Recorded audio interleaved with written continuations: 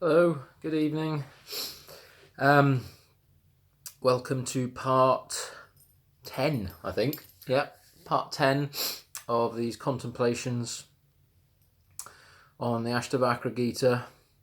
I'm looking a bit dishevelled tonight. Been digging my garden all day, putting in new vegetable raised beds. So I've been doing a bit of carpentry and digging and whatnot, which really feels good actually. It feels good to get your hands in the earth. It feels good to create something practical. It feels good to do something positive, which is actually going to yield fruit, right? Not just fruit and vegetables, hopefully, but yield fruit that I guess has some grounding in this current reality that we're living. Stuff that we can't really control as such. People that we wish we could control at times but can't control. People are doing their own things in certain ways, different agendas, all sorts of stuff going on. And ultimately, like the old adage goes, the only thing you can truly, I suppose, master and control is yourself, your responsibility to what's going on around you.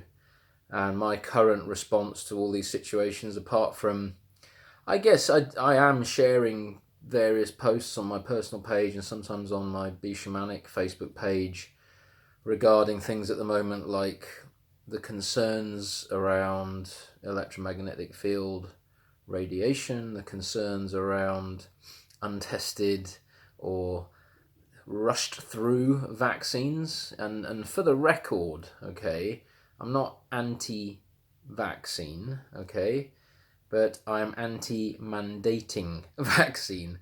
And, like anything in life, free will, free choice ought to be paramount. I know that's not the case in many, many, many, many countries and situations globally, but as long as within you have a boundary, okay, and at some level what you're prepared to contract into and what you're not prepared to contract into, then spirit, God, whatever you want to call it, knows.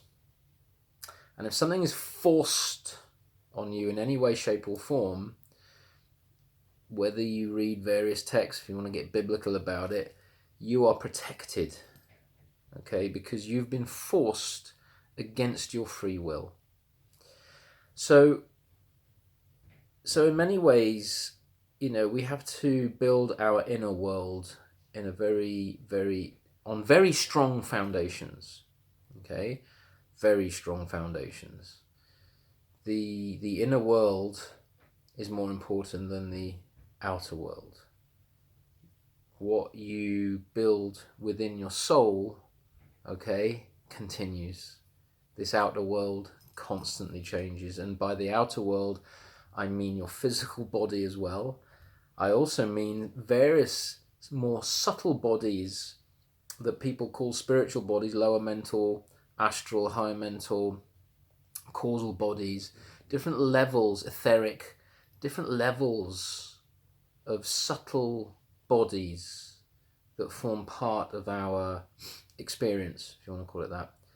All of these bodies at some point go back to their dimensional nature. This body that is making faces at you will eventually give up and die and go back to the earth. It'll give up fighting, right? It'll give up kicking and screaming. But it will go back to the earth, which is three-dimensional, which is this planet, which is this physicality, this condensation of energy, this level of condensation of energy. Your etheric will eventually dissolve back into, some people call it higher third, lower fourth dimensional realm. Astral, higher fourth, lower fifth dimensional realm. Higher mental, then you're getting into the higher fifth, sixth dimensional realms. causal bodies are really very important, and I'm going to kind of talk a bit more about them in another video, because that's a topic in itself. But ultimately, they're all bodies, layers of an onion, right? That your inner self with a capital S, your Atman, your inner father, your inner spirit, your inner spark of essence that has been gifted to your soul by the great mystery, God, whatever you want to call it. That is beyond all of this. So even these more subtle bodies, as much as we say, oh, they're all really spiritual, they're also temporary at some level, or temporal at some level, okay? And if you really want, at some level, I keep saying at some level, what level? I don't know.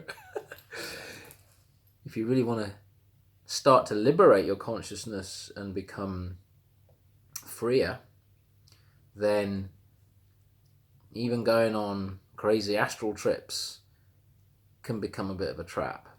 So anywhere where there is a level of subjectivity and objectivity within your experience means that, again, that you're not in truth. So, and that's good, that's okay, as long as you know that, right?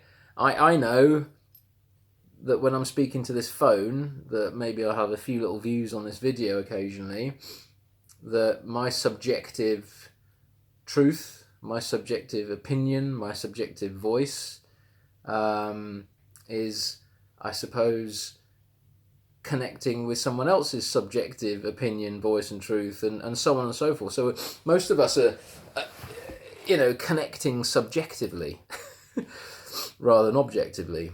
And that's okay, as long as we know that. As long as we know that we're very layered, and what you're connecting to here, what you see with this thing, right, isn't truth. All right, so, unless you can see right through to the demon. So yeah. So I've been making vegetable patches today, and it's made me happy, which is really good. Okay, so it's funny actually, because the topic of tonight's lesson on the Ashtavakra Gita is happiness.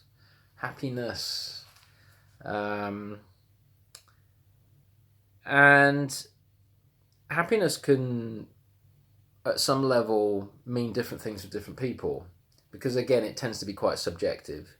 Some people become happy for different reasons. Happiness, I feel, in itself isn't a permanent state. It's a transient state. I prefer to use the word serenity, contentment, and fulfillment. You might not be very happy about something, but you might still feel quite fulfilled. And that's okay. So I obviously encourage people to fulfill their soul's choices rather than their ego's choices, because if you're trying to create happiness from your ego, your little self, then you're going to be chasing your tail, literally. You're going to be, this chocolate cake's making me happy, fantastic, yum yum yum, oh, it's over, well, I'm not happy anymore, okay, better go and get some ice cream, or go and do this, or go and do that. What makes me happy? All these transient distractions that we feel make us happy temporarily are just that, temporal, and therefore they have no lasting meaning regarding true contentment and happiness and truth. By all means, do stuff that makes you happy, but understand that if you're giving your power away too much to certain things that you feel make you happy, just try to use, again, a little bit of spiritual discernment. Get your feelers out, get your spidey senses out, and try and understand, well, actually, what part of me is this making me happy? Is this kind of satisfying? Or what part of me, or rather, what is this trying to distract me from? Because if I'm eating chocolate cake and I'm happy, and then I stop eating chocolate cake and I'm not happy, why am I not happy? Why am I not content? And it could be something that needs healing. It could be an old wound. It could be something that a current life situation. It could be the mind getting a bit too busy creating fantasies and stories and creating anxieties and fears and depressions. And that's why it's more important to eat less chocolate cake and do a bit more meditation to try and develop some further stillness. And from stillness, ultimately comes objectivity and the ability to discern truth, to discern what's really the root cause of the anxiety, the depression, the unhappiness, the state of being that at some level is creating disharmony within you. Okay, so contentment, fulfillment, love, joy, and peace is a state of harmony. Yeah, we are harmonic beings. I use a lot of sound healing in my healing work, and it's because we are beings of energy. We are beings of light, electricity, whatever you want to call it. Yeah, love is light, or light is love, whichever way you want to look at it. And we all resonate, we all vibrate, we all kind of are in tune at some level. We all have an inner frequency an inner rhythm, which when that's knocked out of synchronicity, that can create all sorts of problems. So I feel being happy is a function of your inner harmony. And if digging gardens makes you feel harmonious and content, go dig gardens. If dancing makes you feel harmonious and content, go dancing. Do all these things that can help you re-equilibrate yourself to a state of contentment and fulfillment. I was going to do this whole thing tonight about some of the crazy crap that's going on out there regarding the fears, I suppose, that people have with this plandemic, whatever you want to call it. But I'm going to save that for another night, because it can get a bit heavy, and some of the stuff I'm going to talk about regarding this at a more metaphysical level, not necessarily going to shock people, but it might, not to instill fear in people, but it might just create a little bit of cognitive dissonance, which, if you're not ready for it, can spiral you into certain, I guess, levels of fear which aren't healthy.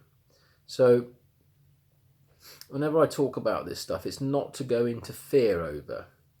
It's to become informed at some level, again, whatever level you want to inform yourself at, and to help you make not just choices from your temporal physical life, your temporal however many years you've got on this planet, more from an eternal metaphysical basis for your soul.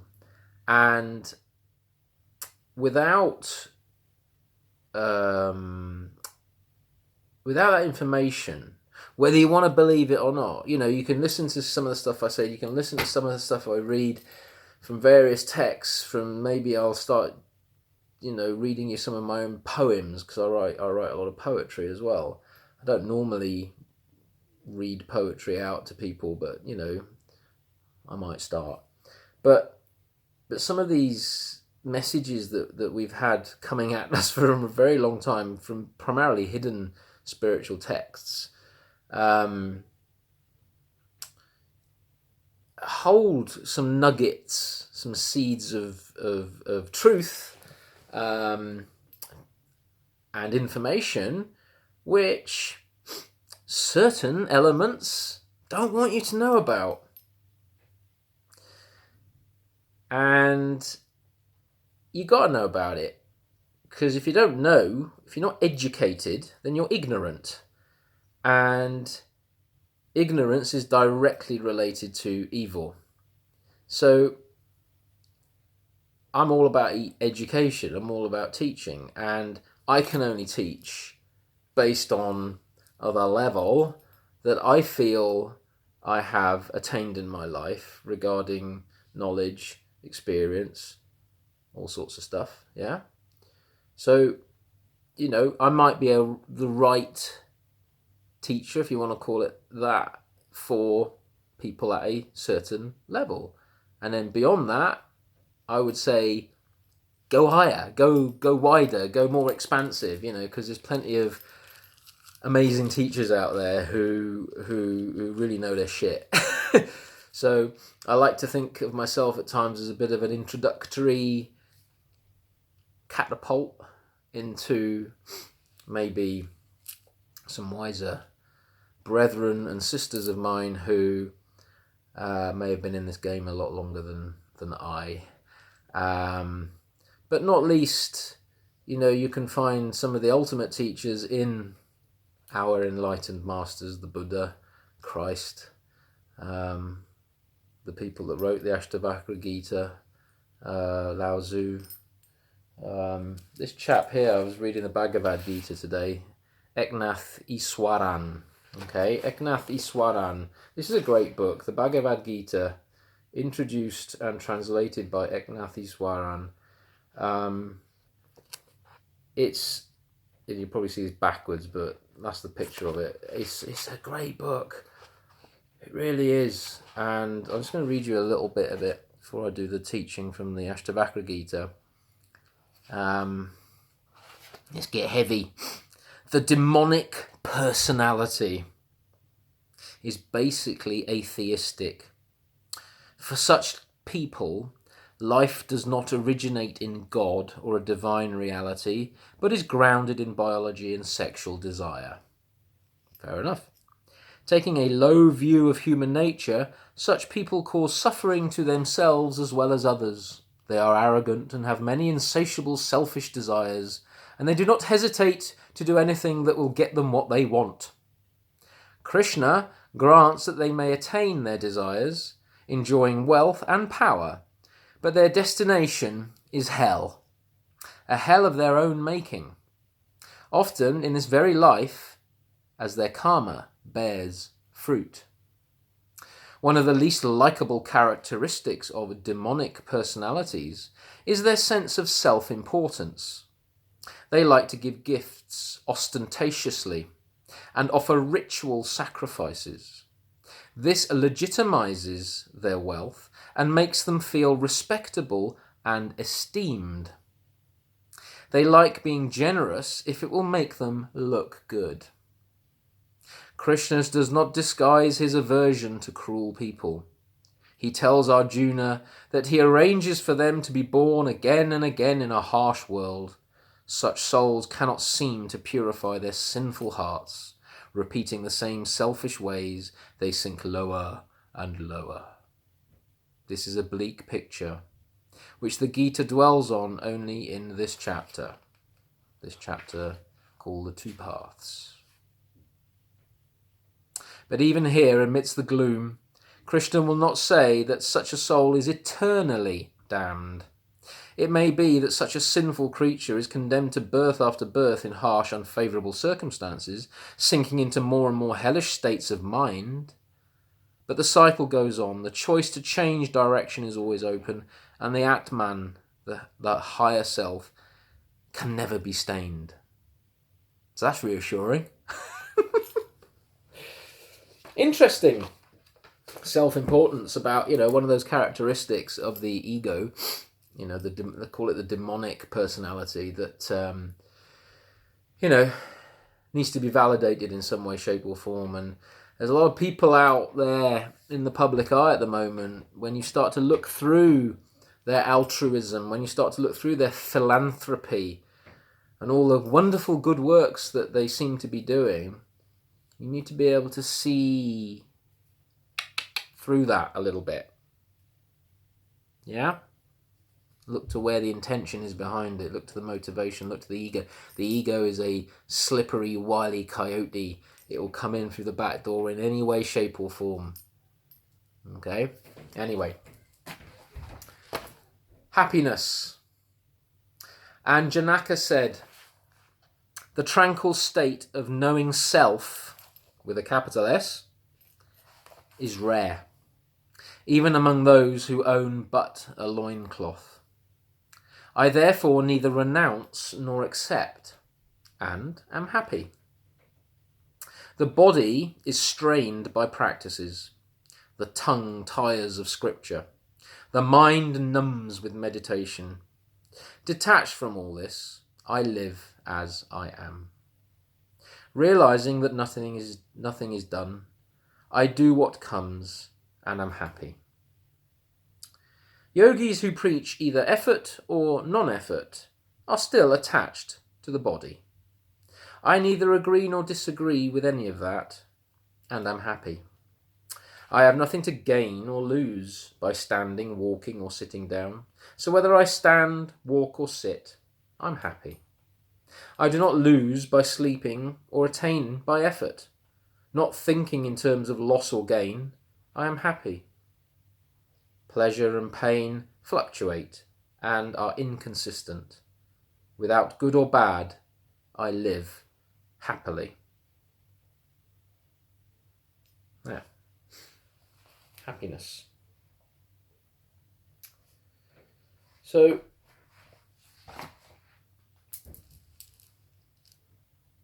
happiness is something which we all try to attain on a regular basis.